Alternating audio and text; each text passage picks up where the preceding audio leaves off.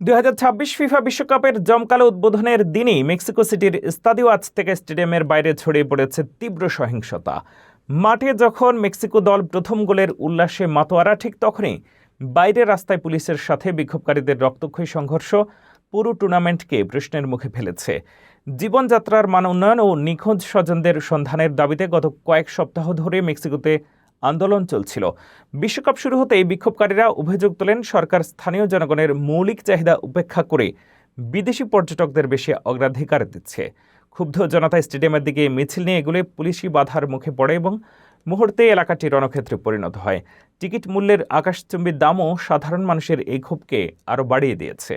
মাঠে মেক্সিকো 2-0 গোলে জয় পেলেও স্টেডিয়ামের বাইরে এই চরম নিরাপত্তা সংকট প্রেসিডেন্ট ক্লাউডিয়া শেনবাউমকে এক কঠিন চ্যালেঞ্জের মুখে দাঁড় করিয়েছে।